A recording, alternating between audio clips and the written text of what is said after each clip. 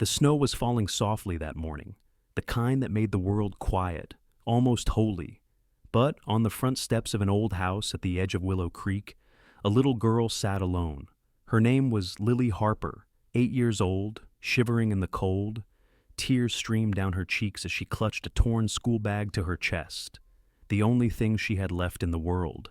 Through the curtain of snow, Officer Ethan Ward appeared, a weary man who'd seen too much darkness, and beside him, his loyal German shepherd, Ranger.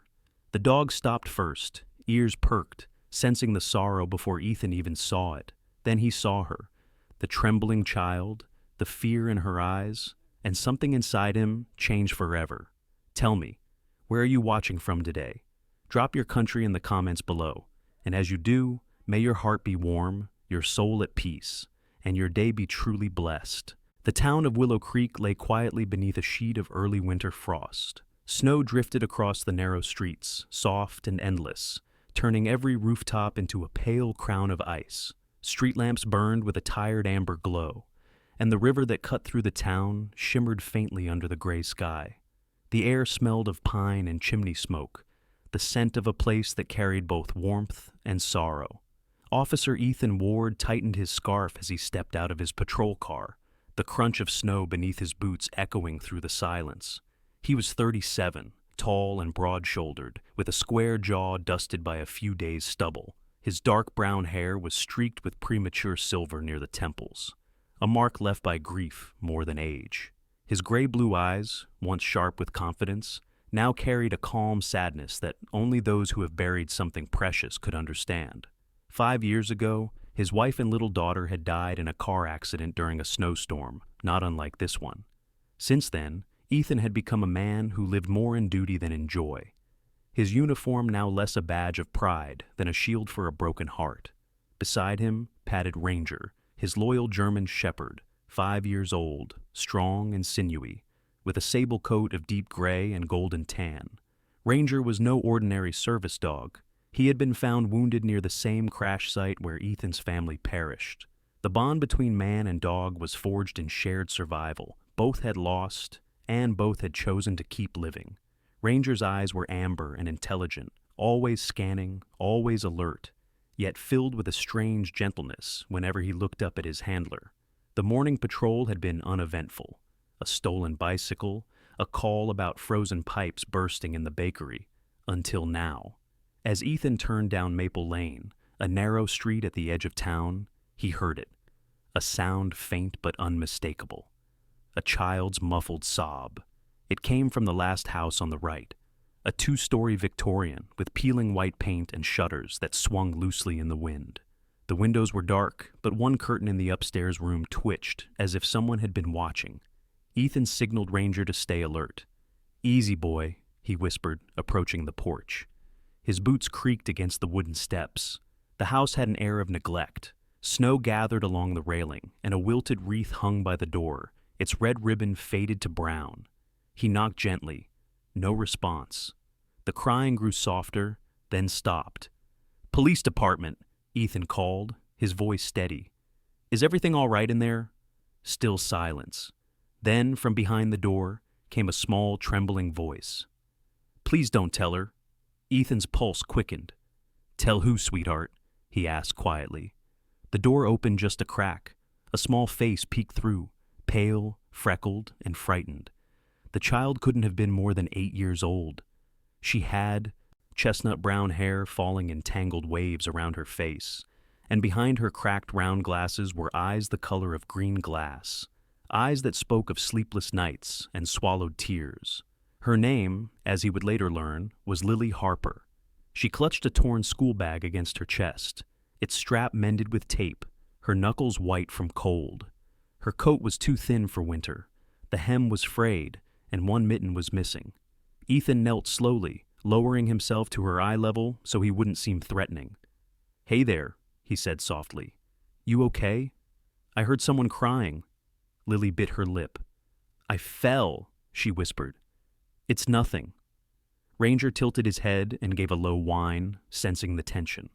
His tail wagged once, a gesture of reassurance, but his gaze was fixed on the girl's sleeve, where a faint bruise peeked from beneath the fabric. Ethan's eyes softened.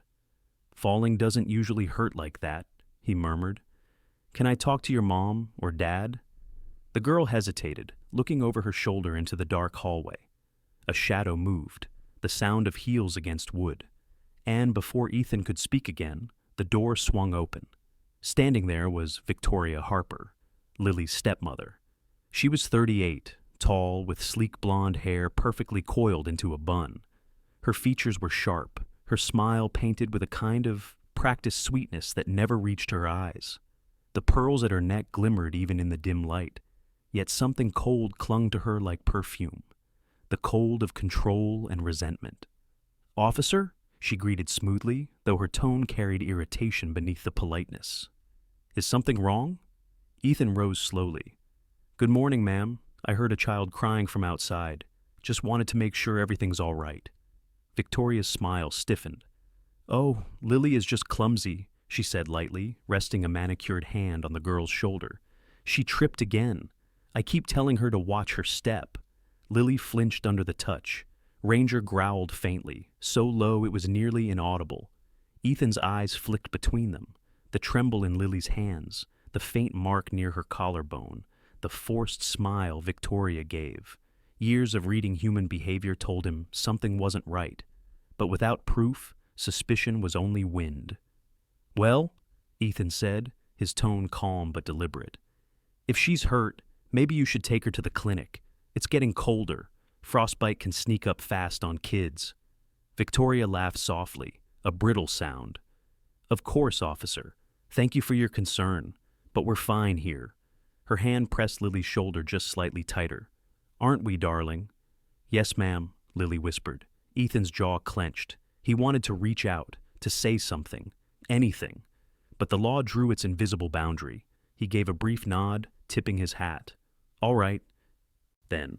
You take care." As he turned to leave, Ranger stopped at the edge of the porch, his nose twitching. He sniffed toward the cracked basement vent and growled again, louder this time. Ethan frowned. "Come on, boy," he called, tugging the leash gently. Ranger resisted for a moment, staring at the vent as if something inside frightened him. Driving away, Ethan couldn't shake the image of Lily's eyes, those frightened, pleading eyes that said more than words ever could. The town rolled past in silence, snow falling heavier now, blurring the storefronts, the church steeple, the faces of strangers who never looked up. He stopped at the diner on Main Street, his usual refuge after morning patrol. Inside, the scent of coffee and cinnamon filled the air. The waitress, Sarah Linden, waved from behind the counter. Sarah was in her early 40s, slender and warm-eyed, with auburn hair always tied in a loose braid. She'd lived in Willow Creek her whole life, raising 2 boys on her own after her husband's death in a mining accident. Life had made her cautious, but never unkind. "Morning, Ethan," she said, pouring his usual black coffee. "You look like you've seen a ghost." He gave a faint smile. "Maybe I have." She leaned on the counter, curious. "Another lost soul in this frozen town?" "Something like that," he murmured, stirring his cup absently. "A little girl, 8, maybe 9, looked scared out of her mind." Sarah's expression darkened. "Lily Harper? I've seen her and that stepmother at the grocery. Woman's all perfume and poison if you ask me." Ethan's gaze sharpened. "You've noticed something?" "Just the way the kid flinches when she talks," Sarah said quietly. "No child should look that small next to someone calling themselves family." Ethan nodded slowly. Ranger lay by his feet, resting his head on his paws, but keeping one ear turned toward the door. A silent sentinel. The day dragged on. The snow thickened, blanketing Willow Creek in silence. By late afternoon, the radio crackled, a minor accident on Route 12. Ethan responded, but his mind kept drifting back to that house, to the faint bruise on the girl's wrist and the way she had whispered, "Please don't tell her." That evening, he parked near the old bridge overlooking the frozen river. The sun had dipped below the ridge, and the world glowed blue and white, like glass under breath. Ranger sat beside him in the patrol car, gazing at the horizon. "You saw it too, didn't you?" Ethan said quietly. The dog turned his head, as if answering. "Something's wrong in that house." He leaned back, exhaling a plume of cold air that fogged the windshield. "You remember Emily, don't you?" he whispered, voice breaking slightly. She was just about that age. Ranger let out a soft whimper and placed a paw on his knee. Ethan smiled weakly. "Yeah, I know. Maybe this time I can make it right." As night fell, the town lights flickered on one by one, their glow diffused through falling snow. Somewhere far across the dark streets, behind that closed door, Lily Harper sat on her bed, clutching a small teddy bear with one missing eye, the last gift from her late mother.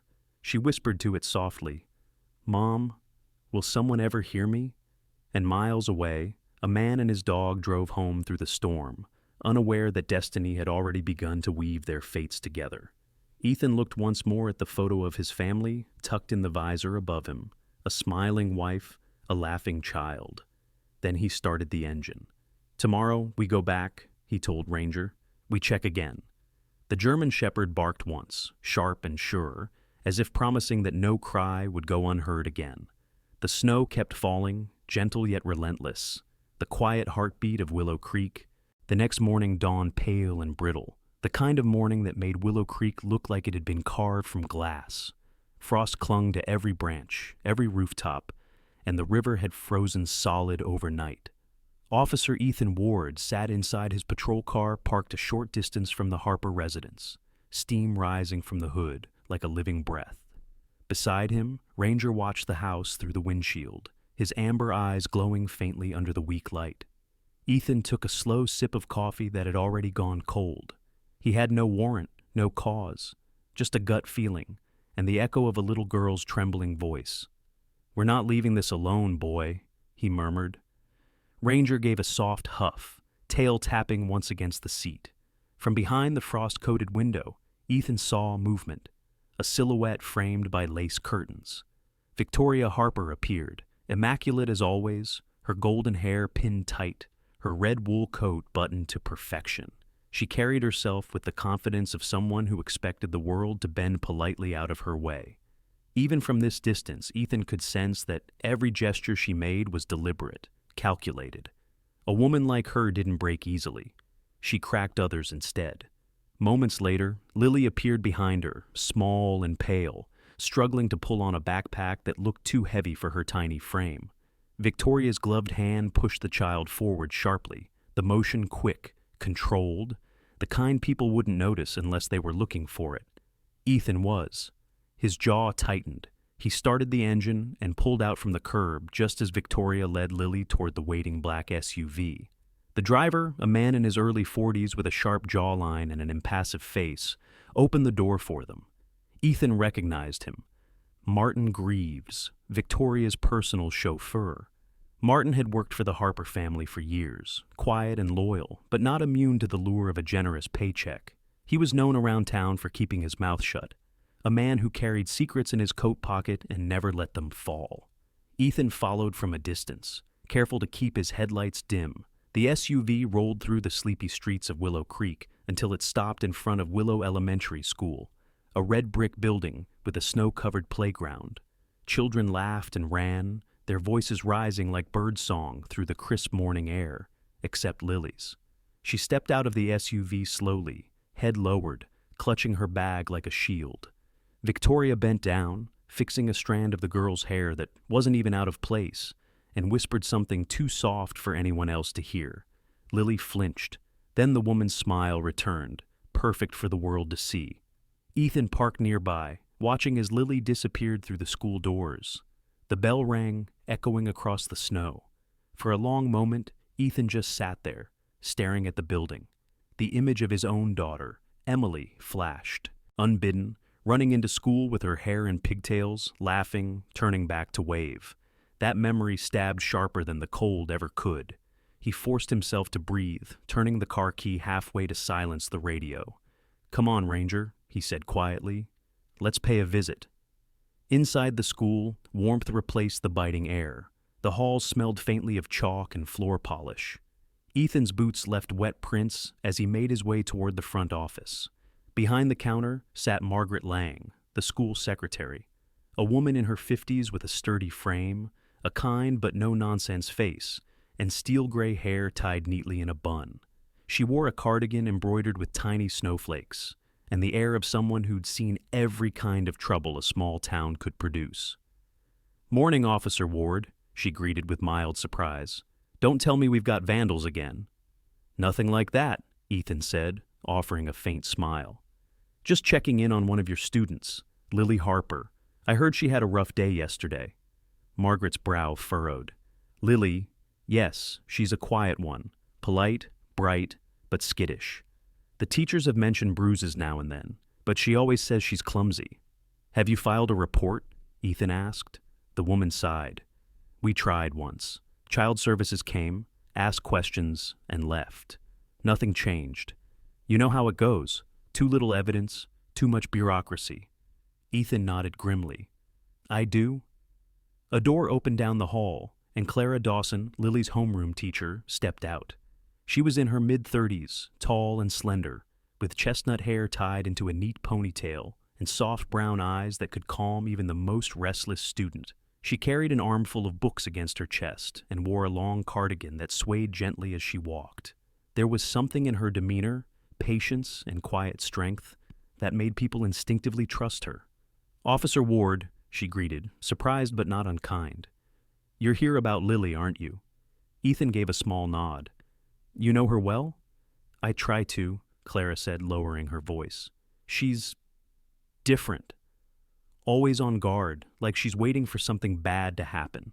Yesterday during recess, she drew a picture that caught my eye. It showed a house, a woman, and a dog. The woman was yelling. The dog was barking. And the little girl—" She stopped, shaking her head. "I probably shouldn't show you without consent." "Show me anyway," Ethan said gently. "Sometimes a drawing says what a child can't." Clara hesitated, then pulled a small sketch from between her folders. The paper was crumpled, the pencil strokes faint but trembling with emotion. The figure of the woman towered over the child, her mouth an open black void. The dog, drawn larger than life, stood between them, teeth bared in defiance. Ethan's throat tightened. "That's Ranger?" "Your dog?" Clara asked softly. He nodded. "We were at her house yesterday. She remembers." Clara looked down, her expression somber. "That girl's living a nightmare, Officer Ward, and I think she's too scared to ask for help." Before Ethan could reply, the classroom door opened again. Lily stood there, clutching a folder to her chest. Her face paled when she saw him, but there was a flicker of something in her eyes. Relief, maybe, or recognition. Clara gave her a reassuring nod. "It's all right, sweetheart. Officer Ward just came to see how you're doing." Lily looked at him, then at Ranger sitting patiently beside his leg. For the first time, a faint smile appeared on her lips. She knelt down and whispered, "Hi, Ranger." The dog wagged his tail gently, leaning forward to nuzzle her hand. Ethan crouched down beside them. "How's school today?" Lily shrugged. "Better than home?" The words came out so soft they might have been lost in the hum of the hallway, but Ethan heard them. His heart clenched. Before he could respond, the shrill click of heels echoed behind them. Victoria Harper appeared at the far end of the hallway, her red coat blazing like a wound against the pale walls. "Lily!" she called sharply, smiling for the teacher's benefit. "Time to go, darling." Lily froze. The color drained from her face. Clara placed a protective hand on the girl's shoulder. "Mrs. Harper, school doesn't end for another hour." "Oh, I know," Victoria said sweetly. "But my husband's expecting us. Family matters." Her gaze flicked briefly to Ethan. Polite, cold, dangerous. "Officer Ward, how kind of you to check in again. We must stop meeting like this." Ethan's voice was even. "Just doing my job, ma'am." "I'm sure," she replied, her smile curving like a blade. She reached for Lily's arm, gripping it a bit too tightly. "Come along, dear." Lily looked back once, her eyes wide, a silent plea flashing there before she vanished down the hall. When the door closed behind them, Clara exhaled shakily. "She's terrified of that woman." "I know," Ethan said quietly. "But we need proof, something undeniable." As he left the school, snow had begun to fall again, soft and ceaseless. Ranger walked beside him, leaving perfect prints in the slush. Ethan's mind raced, pieces falling slowly into place. Somewhere in that house lay the truth, hidden behind walls, behind locked doors, behind fear itself. That night, he parked once more across from the Harper residence. Through the frosted windshield, he could see only faint shadows moving behind drawn curtains. The house seemed alive, breathing, hiding its secrets under layers of light. Ethan adjusted his coat, glanced at Ranger, and whispered, "Tomorrow, we'll find a way in." The dog's ears twitched, and for a moment, in the quiet snowfall, it felt as if the world itself were holding its breath. That night, the snow thickened over Willow Creek, burying the streets beneath a soft white hush. By morning, the world looked reborn, but Ethan Ward knew better. Beneath the new snow, old secrets stayed frozen, waiting for warmth to melt them into light. He sat at his kitchen table, a mug of black coffee untouched before him. The radio mumbled about power outages in the Northern District, but his thoughts were elsewhere. The look in Lily's eyes when her stepmother appeared at school, and the faint tremor in her voice when she'd said, "Better than home." Ranger rested beside the table, his fur brushing Ethan's boots, tail flicking lazily, but ears alert. The dog always knew when Ethan's thoughts grew heavy, and this morning they were as heavy as the frost coating the windows. Ethan turned to his laptop. On the screen blinked the name, Clara Dawson, saved from the previous day's contact exchange. He hesitated a moment, then typed, "We need to talk about Lily, somewhere private." The reply came within minutes. "Meet me at the community library noon. There's something you should see." The Willow Creek Public Library stood at the edge of town near the frozen park. It was a small brick building with ivy creeping up its walls and tall windows that let in the pale winter light. Inside, the smell of old paper and cedar polish mixed with the faint hum of the heating vents. Clara was already there, seated at a wooden table near the back. She wore a gray wool coat over a navy sweater, her hair tied back loosely this time, strands falling over her cheek as she bent over a file. When she looked up, her expression was calm but serious. "Thank you for coming," she said softly. "I know it's risky for both of us." Ethan sat across from her, resting his hat on the table. "You said you had something?" Clara opened the folder. Inside were several of Lily's drawings, some new, some clearly older. The paper edges were smudged, corners torn, but each image told a story words never could. One showed a small girl hiding under a bed, while a towering figure loomed above her, arms raised. Another depicted a dog, unmistakably Ranger, standing in a doorway, light pouring behind him like salvation itself. "These were all drawn this past month," Clara explained, voice trembling slightly. "She hides them behind books or slips them under her desk. I've kept them safe, just in case." Ethan ran a hand over his face. "She's screaming for help in silence," he muttered. "I know," Clara said, "but we still need proof that can stand in court. Drawings alone won't convince anyone that Victoria Harper is hurting her." At that, a new voice joined the conversation. "But it's a start." Ethan turned as a man approached their table, mid-40s, medium build, with a sharp, angular face softened by deep smile lines. His brown coat was dusted with snow, and a camera hung around his neck. "This is Paul Jensen," Clara introduced. "He's a freelance journalist, used to write for the Willow Creek Gazette before they went bankrupt." Paul extended a hand, firm and confident. "Officer Ward, heard about you from Clara. You're the kind of man who doesn't walk away when things get ugly." Ethan's handshake was cautious. "And what do you want with this case, Mr. Jensen?" Paul smiled faintly. "Truth, mostly. It's what I chase. I've covered child welfare failures in this town before. Too many cases swept under the rug because people didn't want to embarrass the right families. The Harpers, they have money, influence, but power leaves fingerprints if you know where to look." Ethan studied him for a moment, then nodded. "You think you can help me find those fingerprints?" Paul leaned back, tapping the side of his camera. "That's the plan. I've got contacts in city records. Maybe I can dig up something. Hospital visits, police calls, anything that ties Victoria to abuse." Clara interjected gently, "We just need to make sure Lily doesn't suffer more in the meantime. If Victoria suspects she's being watched, she'll double down," Ethan finished grimly. He glanced toward the frosted window, where flakes drifted past like feathers. "I'll need to see that house again, inside." Paul frowned. Without a warrant? Sometimes justice doesn't wait for paperwork, Ethan replied.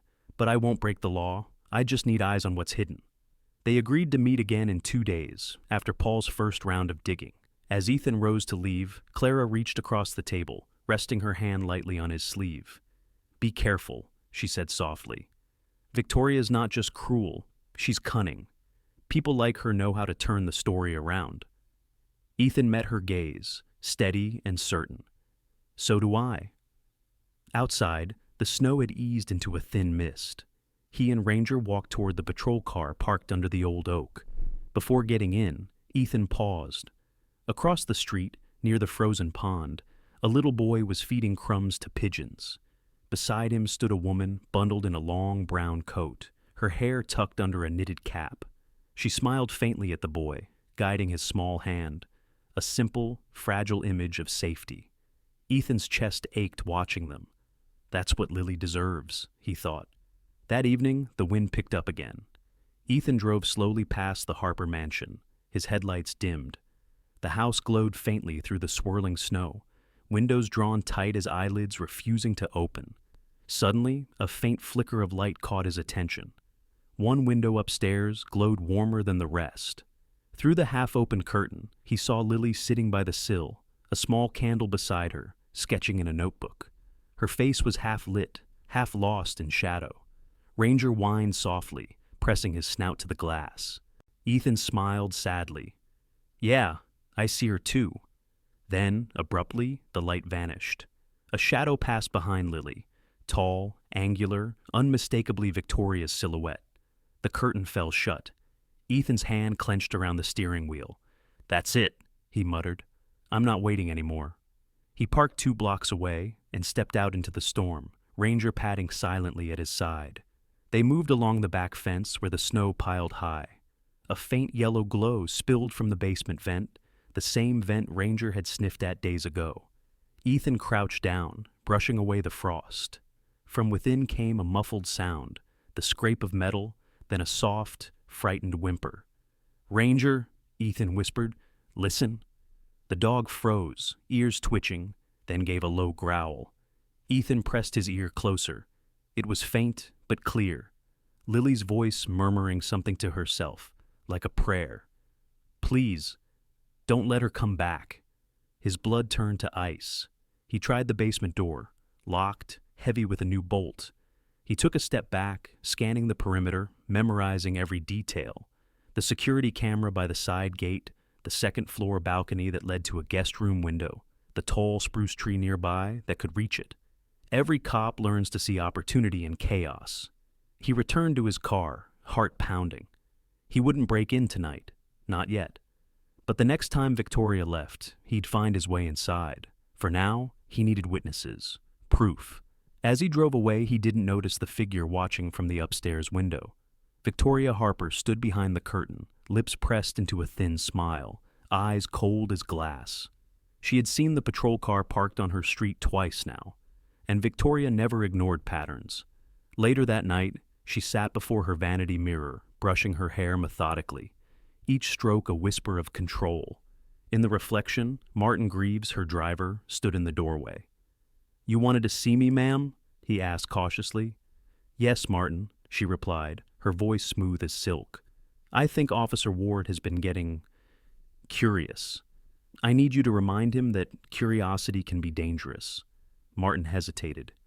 I want you to watch him, she interrupted, and make sure he stops watching me. Her reflection smiled faintly. Do we understand each other? Martin nodded, eyes downcast. Yes, ma'am. Outside, the wind howled through the night. Ethan didn't know it yet, but the storm had shifted. The hunter was being hunted now. And behind one shuttered window, a frightened child sat in the dark, whispering to her teddy bear, waiting for someone to save her before the next sunrise. The storm over Willow Creek had not yet broken, but the sky hung heavy with warning.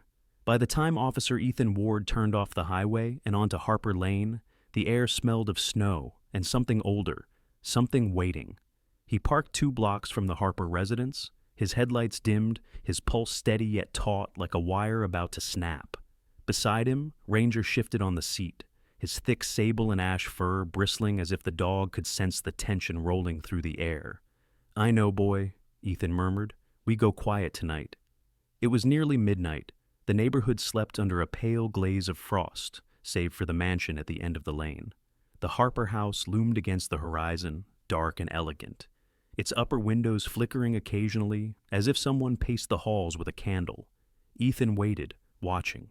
He'd learned from Paul Jensen earlier that day that Victoria's SUV had been seen leaving town at sunset. Destination unknown. Martin, the chauffeur, had driven her.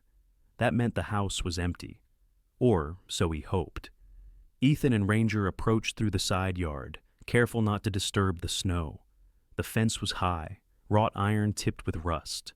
A padlock hung on the gate, but years of field work had taught Ethan to respect locks only as polite suggestions. Within seconds, it gave way with a faint click. They slipped through. Ranger's paws made no sound on the icy ground as they moved along the side wall toward the basement entrance. The door was still bolted. Ethan crouched, running his gloved hand over the metal frame. There were scratches near the latch, fresh, shallow, and desperate. He pressed his ear to the wood. Silence. Then a soft hum, faint but human, drifted through the grain of the door. A child's tune. Lily. "Hang on, kid," he whispered, his breath fogging in the cold. "I'm here." Before he could act, a flashlight beam swept across the snow. Ethan froze, pulling Ranger close. Voices murmured from the front yard. 2 men. He recognized one immediately. Martin Greaves, the driver, tall and lean, bundled in a thick parka. The other was unfamiliar. A stocky man with a scar down his cheek and a cigarette glowing between his fingers. His name, Ethan would later learn, was Cal Rourke, a former security contractor Victoria had quietly hired 2 days earlier. Cal was in his early 40s, rough-faced with restless gray eyes and a voice like gravel. He had the kind of presence that made honest men uneasy and cruel men feel safe. "Boss said keep an eye out," Martin muttered. "She thinks he's been snooping." Cal exhaled smoke, his breath ghosting in the dark. "Ward, right? The cop with the mutt. If he comes around, I'll deal with him my way." Ethan's jaw tightened, his pulse loud in his ears. He pressed back into the shadows as the men circled toward the garage. Ranger tensed but obeyed the hand on his collar. When their footsteps faded, Ethan exhaled, slowly. "We can't stay long," he whispered. He returned to the basement door, pulled a small tool from his jacket, and worked the lock open. The hinges creaked slightly as he slipped inside. A wave of cold air and the scent of damp wood hit him. The beam of his flashlight cut through the darkness, revealing stone walls, a narrow set of stairs, and shelves stacked with old boxes and cleaning supplies. Then, in the far corner, he saw it. A small cot with a thin blanket, a stuffed bear missing one eye, and a stack of schoolbooks with torn covers. The air was thick with the faint sweetness of crayons. It wasn't a basement, it was a cell. Ranger padded forward, sniffing the air, then turned toward the cot and whimpered softly.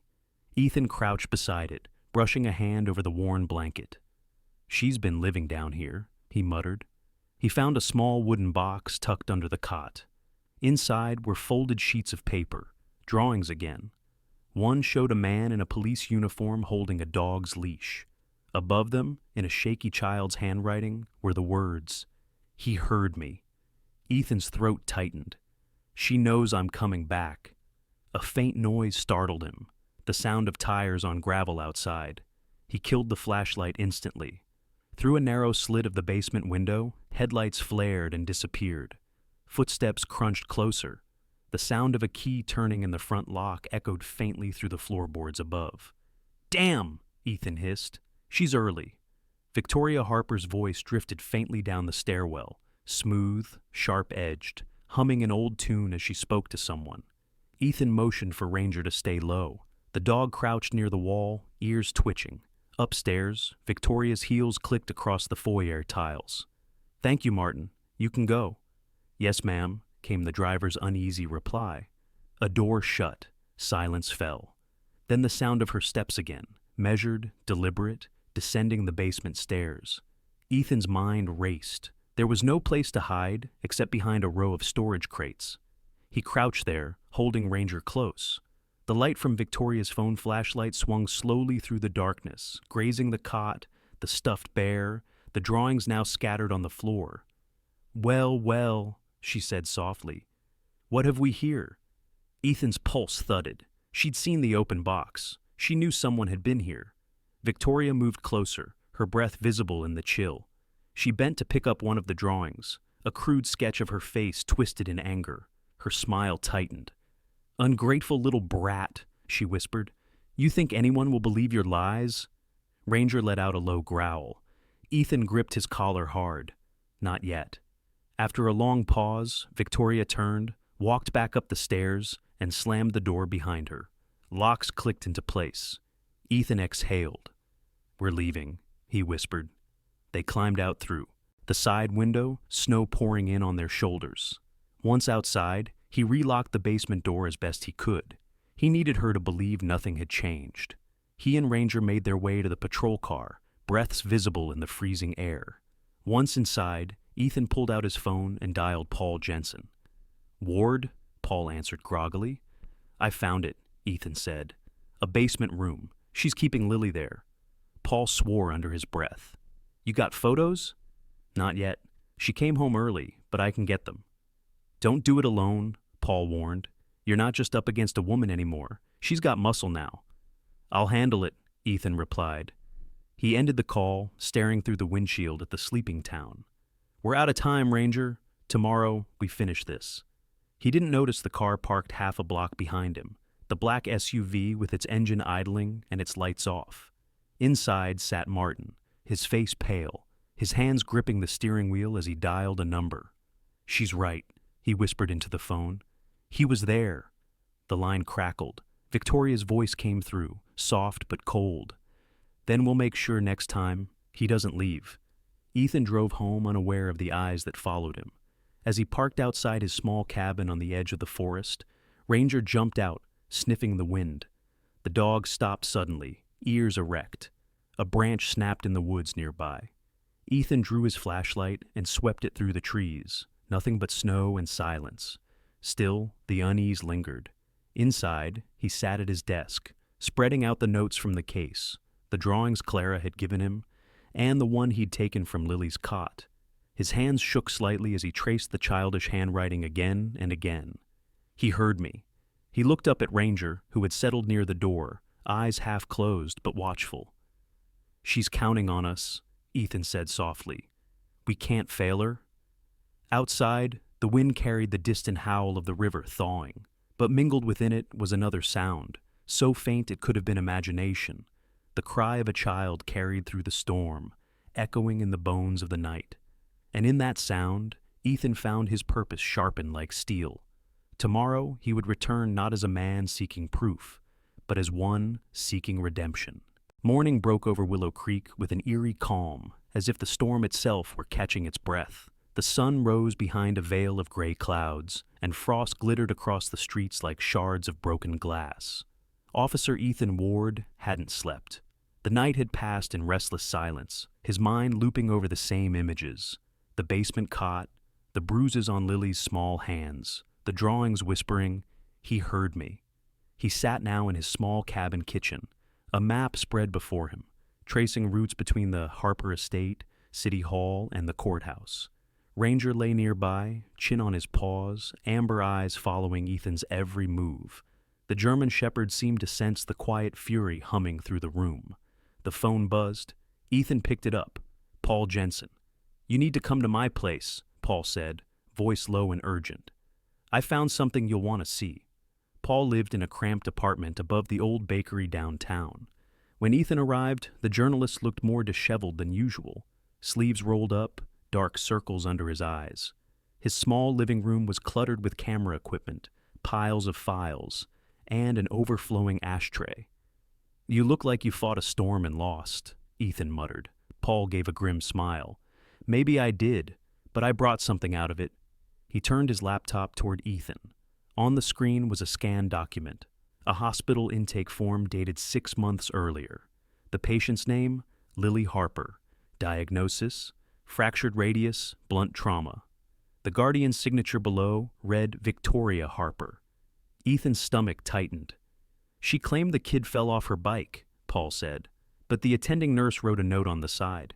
Injury inconsistent with story. That note was removed from the official record, but I pulled it from backup logs. Ethan leaned closer.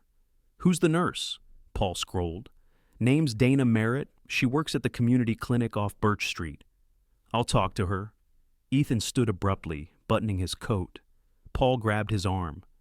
Be careful, Ward. Victoria's not stupid. She's got money and people watching. You're already on her radar. Ethan hesitated, then nodded. I can handle myself. Outside, the wind had picked up again, stirring loose snow into tiny whirlwinds along the road. Ethan drove through the quiet streets, his car heater struggling against the cold.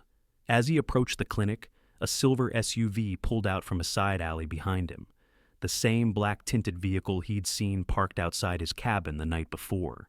His pulse sharpened. In the rearview mirror, the SUV followed at a steady distance. He turned right onto a narrow lane. The SUV did too.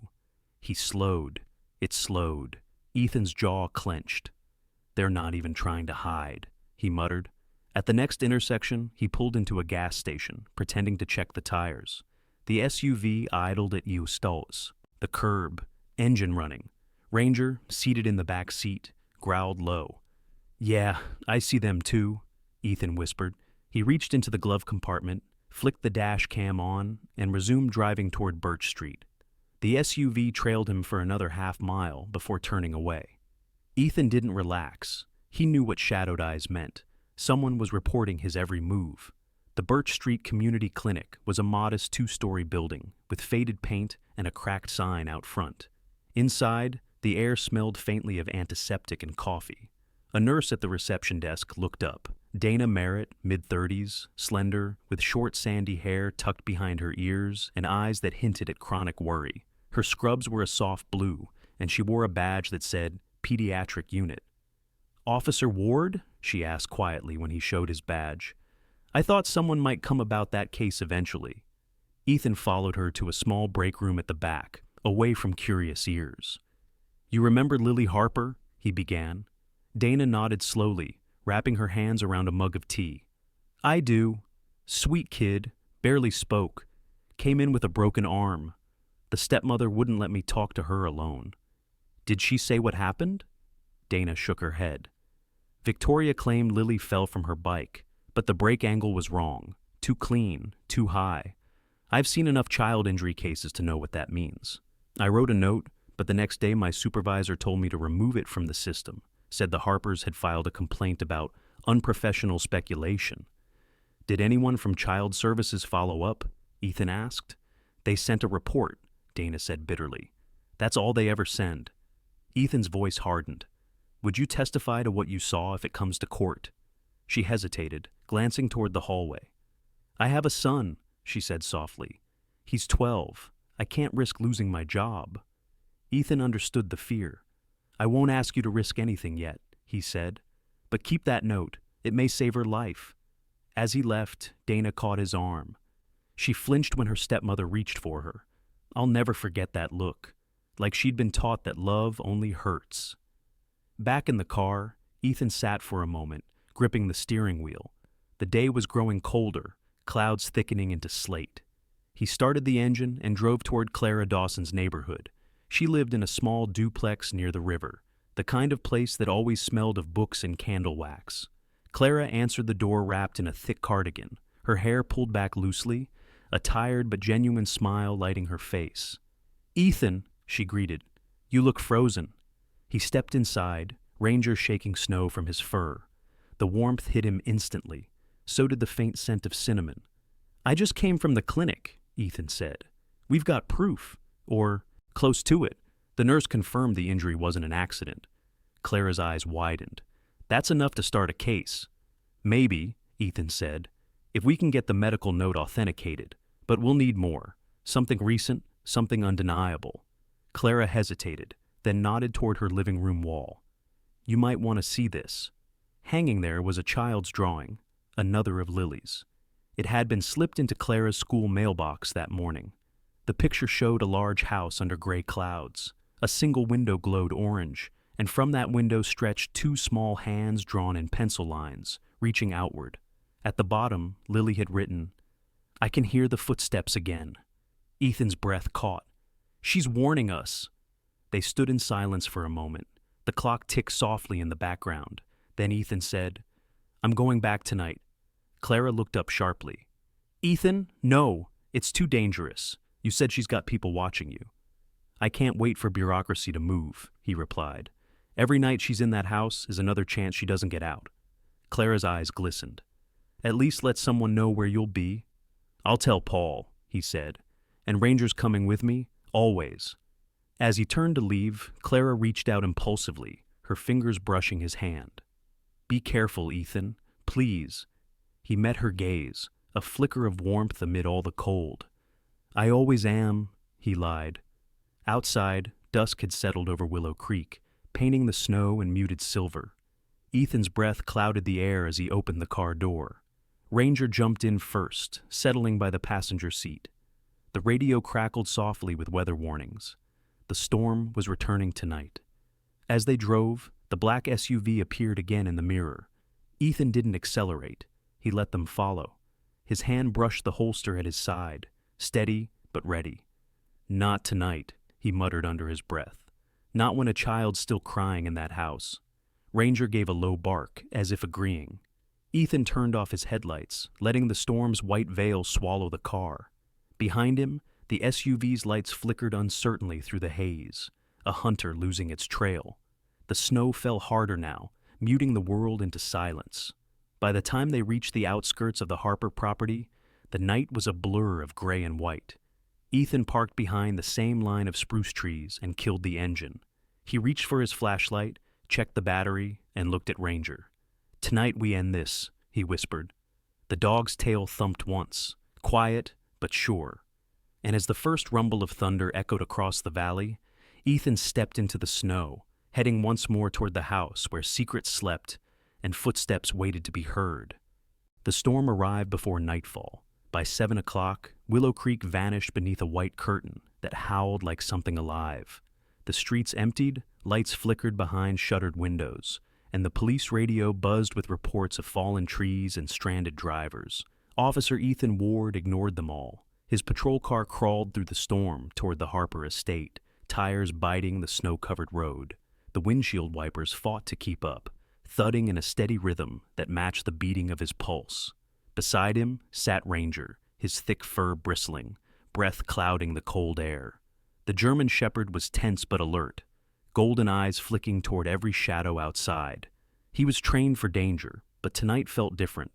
Even the dog seemed to sense they were driving towards something beyond procedure, something personal.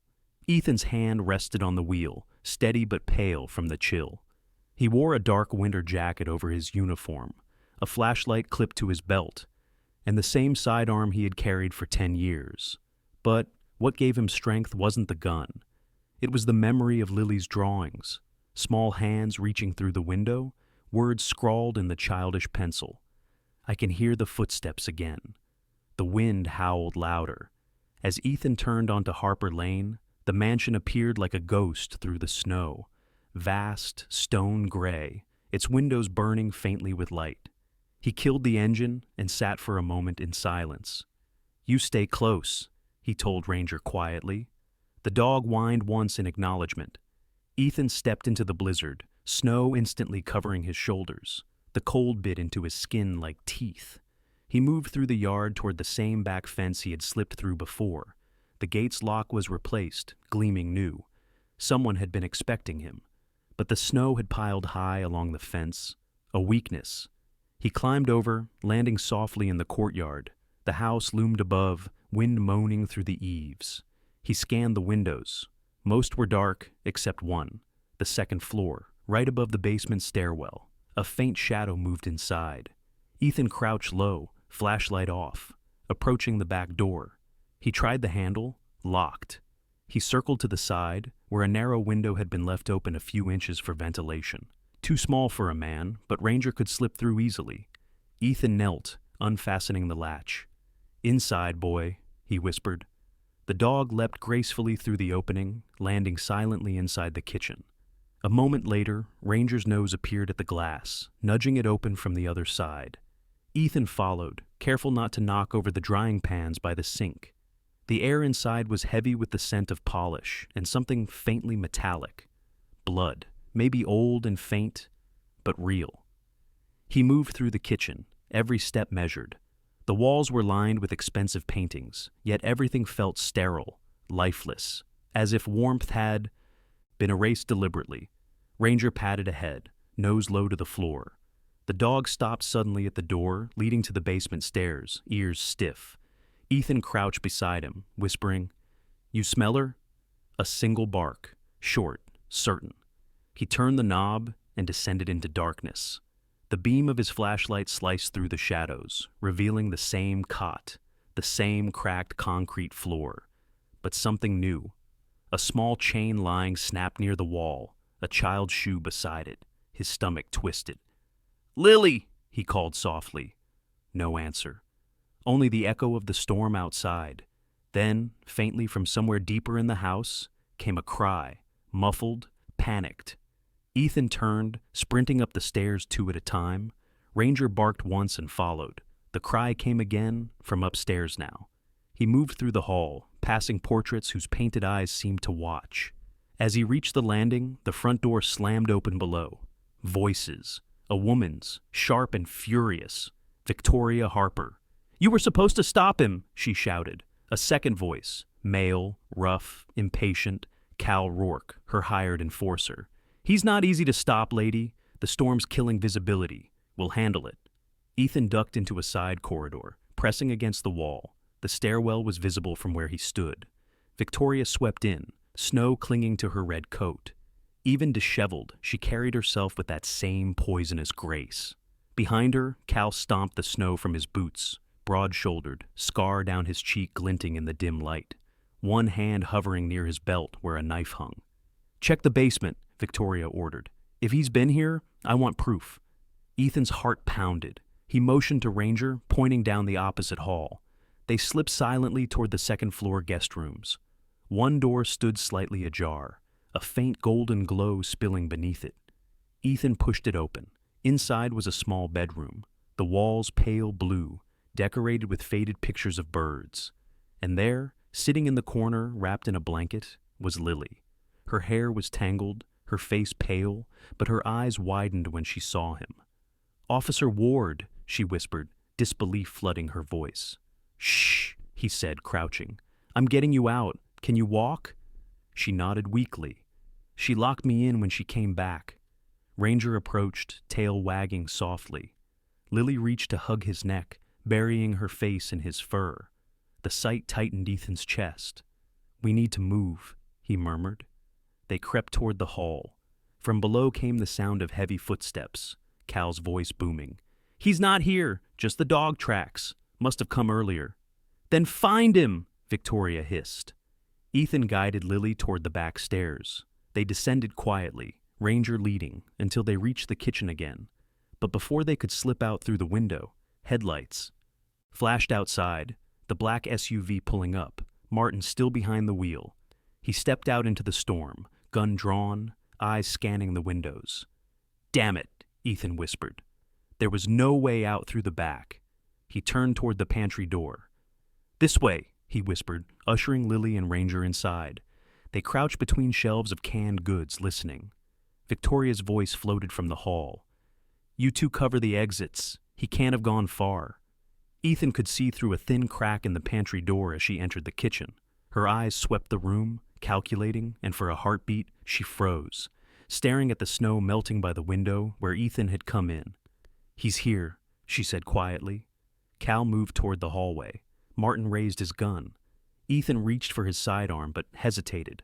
Lily's small hand gripped his wrist, shaking her head, eyes wide with fear. He mouthed, "Trust me." Then, with one hand, he unclipped a small tin from his belt. A flashbang. He pulled the pin.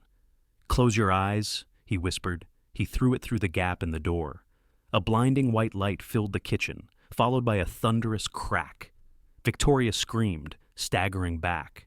Cal cursed, clutching his face. Ranger lunged forward as Ethan kicked open the door, pulling Lily close. "Go! Go!" he shouted. They bolted through the kitchen toward the front door, the storm wind slamming into them as they burst outside. Snow swirled like smoke, disorienting, but Ethan could hear Ranger barking, guiding them through the white chaos. Behind them, Cal fired blindly.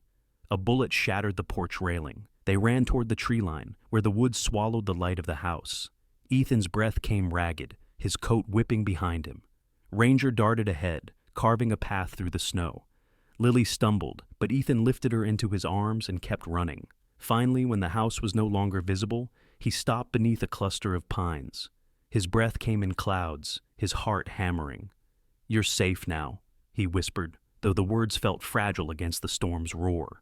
Ranger circled, ears twitching, then gave a single bark toward the dark horizon, as if warning of something still coming. Ethan turned back toward the distant lights of the mansion, now swallowed by snow. Somewhere inside, Victoria Harper screamed orders into the wind. She had lost her prize, and she wouldn't stop until she got it back. Ethan looked down at Lily, who clung to him, eyes wet but steady. "We're going to a friend's house," he said. "You'll be warm soon." She nodded. "Is the storm going to stop?" He looked at the sky, where snow and lightning danced together. "Not yet," he said quietly. "But it will." He pulled her closer, and with Ranger leading the way, they disappeared into the forest. 3 silhouettes against the storm, moving toward the faint glow of hope that still flickered somewhere ahead. The forest swallowed them whole. Snow clung to the pines like ghosts, and the wind keened through the branches like distant sirens. Ethan Ward trudged forward, carrying Lily wrapped in his jacket, while Ranger moved beside him, his thick coat glistening with frost. The storm had thinned, but the air remained sharp and electric, carrying the faint echo of voices, too far to make out words, but close enough to remind Ethan that the chase had begun. They had been walking for nearly an hour, guided only by Ranger's instincts and the dim light of Ethan's flashlight, which flickered weakly against the darkness. The snow here was deeper, untouched by roads or tracks. Each step was an effort, but Ethan pressed on. He could not afford to stop. Lily stirred in his arms, murmuring, "Where are we going?" "Somewhere safe," he said softly. "A friend's cabin, not far now." She blinked, shivering, her small hands clutching the collar of his coat. "Is she going to find us?" Ethan hesitated. "She'll try, but she won't." Ranger suddenly stopped ahead, ears pricked, tail stiff. Ethan froze, flashlight cutting across the trees. A shape moved in the distance, dark against the snow. 2 of them. "Down!" Ethan whispered, crouching low. He recognized one of the silhouettes, the heavy-shouldered gait of Cal Rourke, moving with the confidence of a man born to the hunt. Behind him walked Martin Greaves, thinner, his steps uncertain. Their flashlights swept the woods like restless eyes. Cal's rough voice carried through the night. "She can't have gone far. Tracks head east. The dog's with him." "Cal," Martin muttered, "we shouldn't be doing this. The storm—" "Shut it," Cal growled. "You want to explain to Mrs. Harper how we let her toy walk off?" Ethan's grip on his pistol tightened. He could take them down. 2 shots, maybe 3. But Lily stirred again, pressing closer to his chest, and he knew he couldn't risk a gunfight with a child in his arms. He looked to Ranger, who crouched low beside him, fur bristling, breath steaming in the cold. The dog's eyes locked on Cal, waiting for command. Ethan shook his head slowly. "Not yet, boy." When the voices faded, he rose and motioned forward. They veered north, away from the sound, deeper into the forest. The snow grew heavier again, muffling their steps, until finally a faint orange glow appeared through the trees, the outline of a small cabin. "Almost there," Ethan whispered. The cabin sat in a hollow, smoke rising weakly from its chimney. It belonged to Helen Miles, a retired paramedic who had lived alone since her husband's death 3 winters ago. Helen was in her late 50s, small and sturdy, with silver hair tied in a loose bun and a sharpness in her eyes that could cut through both lies and fog. Years of emergency work had carved lines of endurance into her face, but her kindness remained untouched.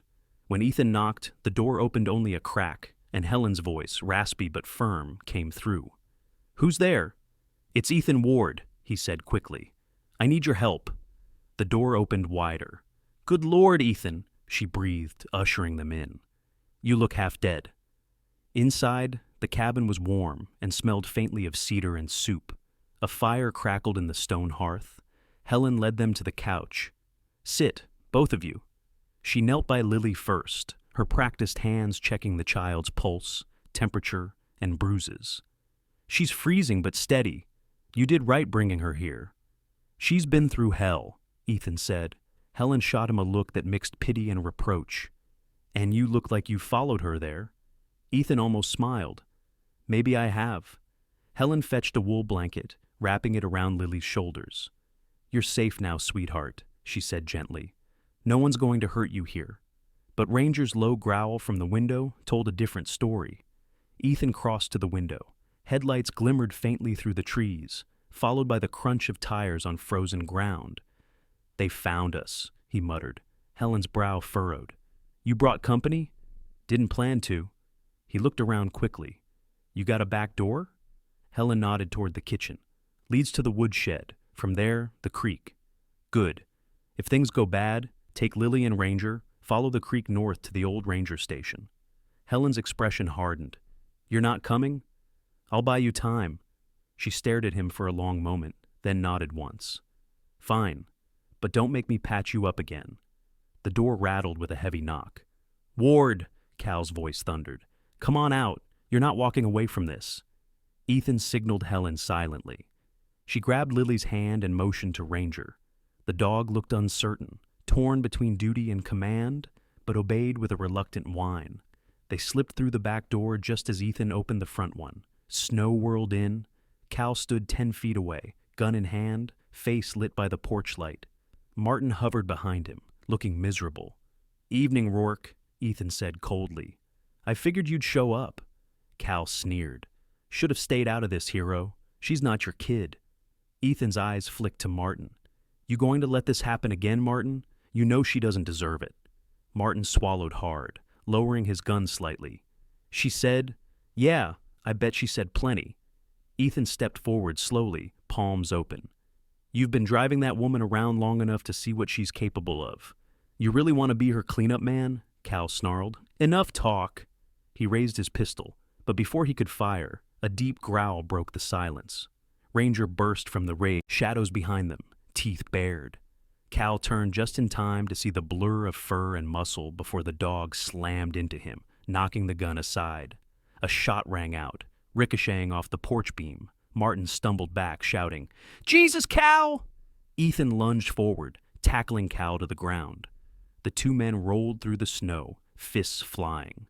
Cal was bigger, but Ethan was faster, driven by something rawer than strength. He landed a hard punch across Cal's jaw, sending blood into the snow. Cal grunted, reached for the knife on his belt, but Ethan caught his wrist, twisting until the blade dropped. Ranger growled low, teeth flashing near Cal's throat. Martin stepped forward, trembling, gun in hand.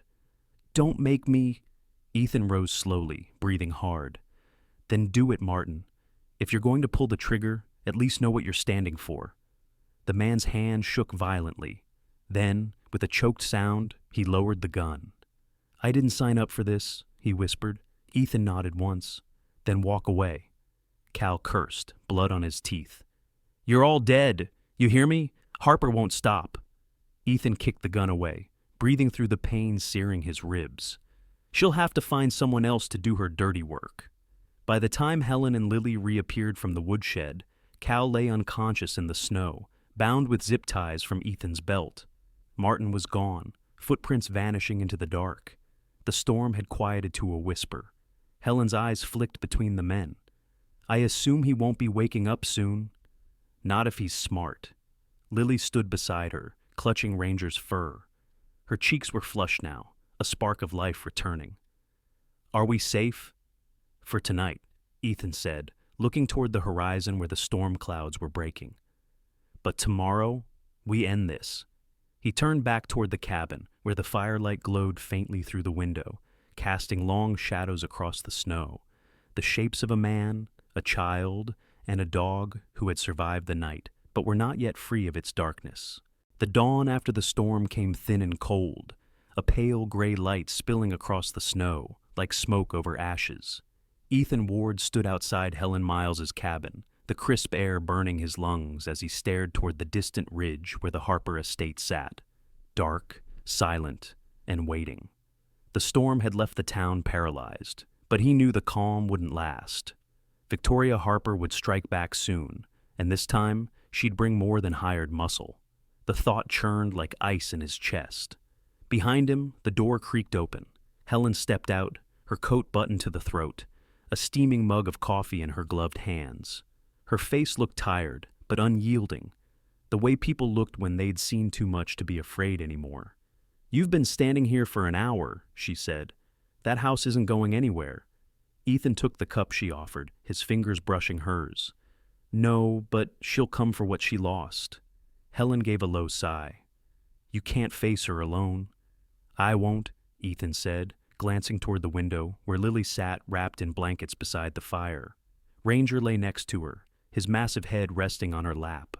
The dog's fur gleamed in the firelight, a mixture of sable and ash gray, his amber eyes half closed but always alert.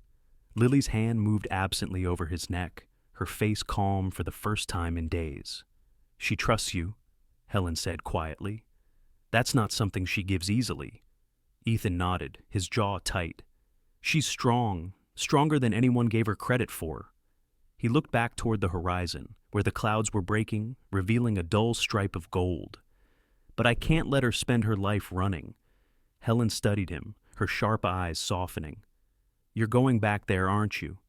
He didn't answer, but she saw it in his expression.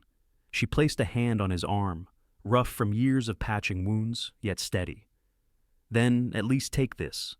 From her coat pocket she pulled a small black recorder, old but functional. "Used it back when I worked search and rescue. Picks up everything. You'll need proof, Ethan. Truth doesn't mean much without a voice to carry it." He accepted it with a faint nod. "Thank you." Inside the cabin, Lily looked up as he entered. "You're leaving," she said softly, not as a question, but as a statement. "I'll be back soon," he replied, crouching to meet her eyes. "But I need to finish something first. You'll stay here with Helen and Ranger." Her lower lip trembled. "She'll hurt you." "Not this time." He brushed a strand of hair from her forehead. "You were brave when I wasn't there. I need you to be brave again, just a little longer." Ranger stood, sensing the shift.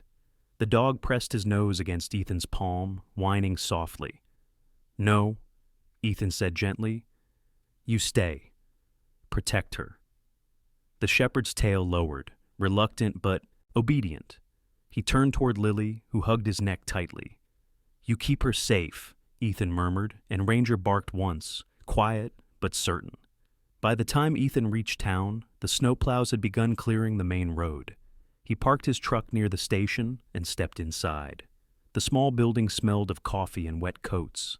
Officer Ben Keller, a burly man in his 40s with a bald head and permanent frown, looked up from his desk. "Jesus, Ward, you look like you've been dug out of an avalanche."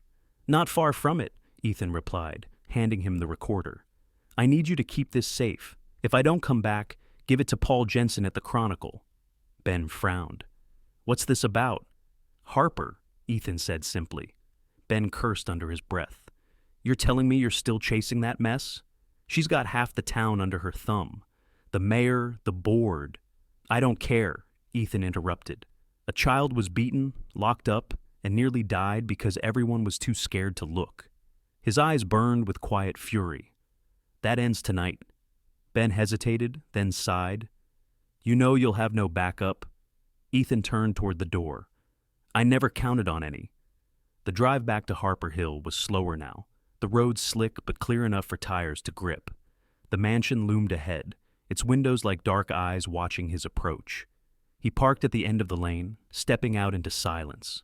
The snow crunched beneath his boots. Somewhere in the distance, a crow called, one lonely sound in an otherwise dead world. He entered through the side path, the same one he'd used before. This time, the gate was ajar. She was expecting him. Inside, the foyer glowed with the dim light of candles. The air was warm, scented with lilies and something faintly metallic, perfume and fear. Victoria Harper stood by the grand piano, dressed in a deep green gown, her red hair cascading over her shoulders. Her beauty was flawless, almost sculpted, but her eyes, sharp, cold, and calculating, betrayed the rot beneath. "I wondered when you'd come," she said, voice smooth as silk. "You've caused quite the stir, Officer Ward." Ethan kept his distance. "You could have stopped all this by telling the truth." "The truth?" She laughed softly. "The truth doesn't matter to men like you. You see one frightened little girl and think you can play hero. But you don't understand, do you? She's not mine. She never was." Ethan's jaw tightened. "What are you talking about?" Victoria walked closer, her heels clicking against the marble floor. "That child isn't my daughter. She's the result of my husband's affair, a constant reminder of his betrayal. When he died, she was all I had left of him. I tried to love her, truly, but every time I looked at her face—" She stopped, eyes glittering with bitterness. "I saw him." "You punished her for someone else's sins," Ethan said. Victoria's smile was thin. "No, officer, I freed her from a lie." "By locking her in a basement?" Her expression hardened. "By teaching her that love comes with pain, as it should." Ethan's hand twitched near his belt, but he didn't reach for his gun. "It's over, Victoria. I have witnesses, recordings, medical reports. You're done." She tilted her head, amused.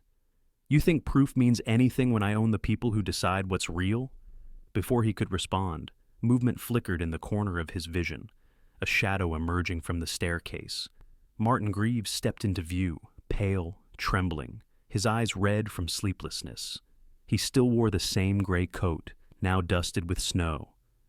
"Martin," Ethan said quietly, "you don't have to do this." Victoria's tone turned sweet. "Oh, but he does. He knows what happens to those who disappoint me." Martin's hands shook, a small pistol clutched between them.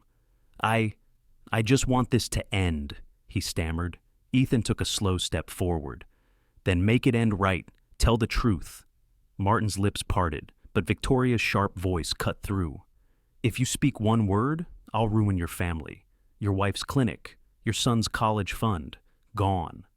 Something in Martin's eyes broke. He turned the gun away from Ethan and pointed it at her instead. "No more," he whispered. "I'm done living in your shadow."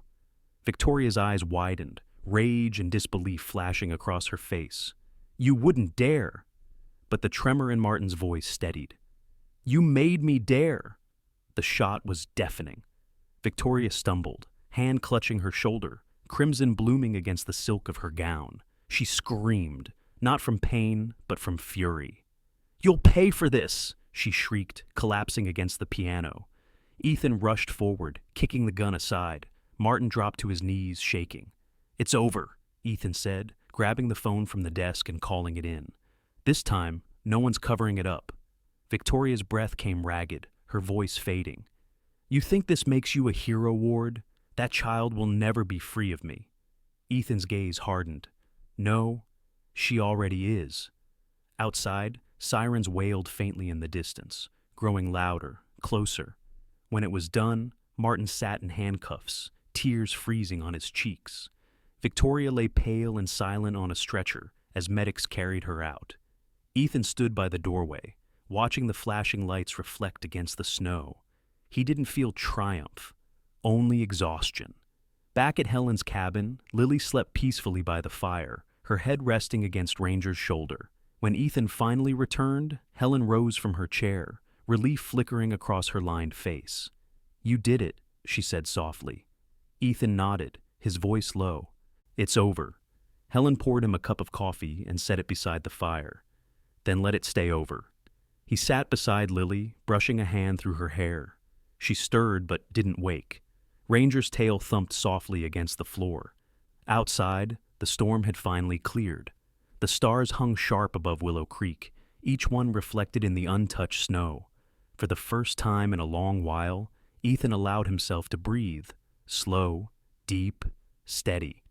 And in the silence that followed, it felt like the whole world had finally exhaled with him. A month had passed since the night the sirens wailed through Willow Creek, and the snow that once buried the town was finally melting. The The streets were clear again, the pines dripping steadily under a hesitant sun. Life moved quietly, cautiously, as though afraid to disturb what had been broken and remade. The Harper mansion stood silent on the hill, its windows boarded, its gates sealed by police tape that fluttered weakly in the wind, a monument to a truth that had taken too long to come to light. Ethan Ward drove past it that morning, on his way to the courthouse. The air smelled faintly of thawing earth, and the world seemed to exhale. Ranger sat in the back seat, fur gleaming under the light, nose pressed to the window, as if cataloging every new scent of spring. The dog had grown restless lately, no longer haunted by the tension that once filled every moment, but eager for what lay ahead. Ethan smiled faintly at that. Ranger had always known when storms were ending before he did. He parked beside the courthouse steps, straightened his jacket, and looked up at the fluttering flag above the roof. Today was Lily's custody hearing, the official end of everything. The child would finally have a home free of shadows. Inside, the courthouse smelled of dust and polished wood. The sound of shuffling papers and quiet conversation filled the hallway. A woman in a gray suit approached him with a folder in her hands. Attorney Grace Nolan, the state's representative for child welfare. Grace was in her mid-30s, tall and slim, with a no-nonsense air softened by kind eyes and a smile that appeared rarely but sincerely. "Officer Ward," she said, extending a hand. "Thank you for coming. I wanted to tell you personally. The department has reviewed all evidence and testimonies. There's no question. The child will remain under protective care until permanent guardianship is approved." Ethan nodded. "That's good news." Grace tilted her head. "You've been a big part of this, you know. Without your report, it might have been buried again." He looked down at the polished floor, his reflection faint in it. "I just did what should have been done from the start." Grace studied him for a moment, then said quietly, "You sound like someone who's not used to taking credit." "Comes with the badge," he replied, half smiling. The courtroom was nearly empty when the hearing began. Lily sat at a small table beside Helen Miles, who had temporarily taken custody while the process unfolded. The girl wore a pale blue dress and a yellow hair ribbon. One Helen had bought her at the general store 2 days earlier. She looked smaller than Ethan remembered, but her eyes were brighter, clearer. When she saw him enter, she waved shyly. Ethan raised a hand in return, his throat tightening. He sat quietly in the back row, Ranger resting at his feet. The dog had been allowed inside as a special request. Lily's insistence. Judge Hammond, an older man with kind wrinkles and a patient gaze, presided over the hearing. His voice carried calm authority. "We're here today to determine the future guardianship of minor Lily Harper," he said. "Given the circumstances surrounding her prior environment, the court has received a recommendation from both social services and law enforcement." Grace stood, her tone firm but gentle. "Your Honor, after thorough review, it's our conclusion that Lily's safety and development are best supported under the guardianship of Helen Miles, with the continued supervision of Officer Ethan Ward, whose involvement has been instrumental in ensuring her recovery." Lily looked at Helen, then at Ethan, her small hand gripping the edge of the table. The judge adjusted his glasses, scanning the papers before him. "Miss Miles, do you accept this responsibility?" Helen stood. "I do, Your Honor. She's family now, as far as I'm concerned." "And Officer Ward," the judge continued, "you'll continue to provide oversight?" "Yes, sir," Ethan said, "as long as it takes." Judge Hammond smiled faintly. "Then this court approves the motion. May this child grow up surrounded by the peace she deserves." Lily gasped softly, turning to Helen, with a look of disbelief that melted into joy. Helen bent down and hugged her tightly. Ranger's tail thumped against the floor, as if in applause. The judge chuckled. "And I suppose that makes 3 of you." After the hearing, they stepped out into the courtyard. The sky had cleared completely, the kind of blue that felt new after a long winter. Helen guided Lily down the steps, while Ethan followed behind. Reporters gathered near the gate, flashing cameras, calling his name, but Ethan kept his gaze forward. He wasn't there for headlines. Later that afternoon, they returned to Helen's cabin, where sunlight poured through the windows like spilled honey. Lily ran to the porch, calling for Ranger, who bounded after her with playful bark. The sound of her laughter filled the air, a sound that had been absent too long. Helen stood by the doorway, arms crossed but eyes warm. "She hasn't laughed like that since the first day she got here," she said softly. Ethan leaned against the railing. "She deserves to." Helen looked at him. "So do you."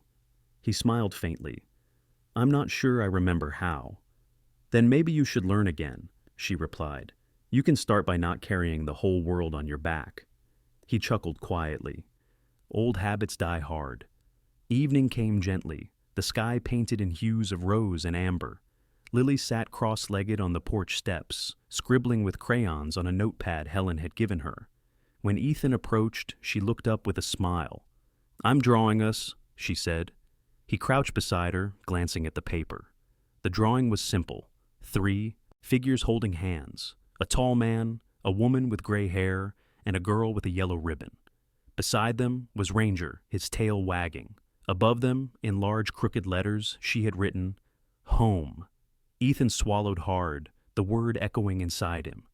"That's beautiful, Lily." "Do you like it?" she asked. "I love it." She beamed and carefully tore the page from the notebook, handing it to him. "It's for you, so you don't forget." "I couldn't if I tried," he said. Helen called from inside. "Dinner's ready." The smell of stew filled the air. Lily dashed inside, Ranger close behind. Ethan lingered a moment longer, looking out at the horizon where the ridge met the sky. The wind was soft now, carrying the faint scent of pine and distant rain. As the evening deepened, they ate together at Helen's small wooden table. Lily talked endlessly, about school, about how she wanted to learn to train dogs like Ranger, about how she'd plant flowers outside once spring came fully. Helen listened with patient amusement. Ethan mostly watched, letting her words fill the space once occupied by silence. After dinner, Lily dozed off on the couch, Ranger curled protectively at her feet. The fire crackled softly, casting warm light over the room. Helen poured 2 cups of tea and handed one to Ethan. "You ever think about leaving this town?" she asked quietly. "Sometimes," he admitted. "But every time I do, something tells me I still have work here." She smiled knowingly. "Maybe that work just changed shape." He looked toward Lily, sleeping peacefully now. Maybe it did. Outside, the first stars began to appear, faint and trembling in the clear sky. The ridge, once a shadowed line of storms and fear, now stood still and silent under their light. Ethan stepped out onto the porch, the cold air brushing against his face. For the first time in years, he felt no weight pressing down, only the quiet rhythm of life finding its way back. Ranger joined him, pressing against his leg, eyes reflecting the starlight. Ethan reached down, scratching behind his ear. "We did good, didn't we, boy?" The dog gave a low, contented bark, then lay down beside him. Together they watched the stars glimmer above the ridge, steady, bright, endless. Somewhere behind them, the laughter of a child echoed faintly in her sleep, carrying through the walls like the sound of hope being reborn. And for Ethan Ward, the man who had once walked through storms with nothing but duty to guide him, that sound was enough. In the end, Ethan Ward didn't just rescue a child. He rediscovered what faith truly means. Sometimes God sends his miracles not through thunder or light, but through ordinary people who choose kindness when the world turns cold. Lily's smile, once hidden behind tears, became proof that even after the fiercest winter, grace can still bloom. Maybe that's what the Lord wants us to remember, that no act of love is ever wasted, and no heart is ever too broken to be healed. When you see someone lost in the storm, don't look away. You might be the answer to their prayer. If this story touched your heart, share it so others may feel the same warmth of hope.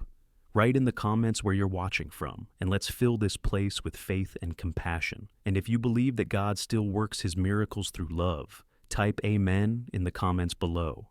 May the Lord bless you and your family with peace, protection, and the quiet strength to bring light wherever you go.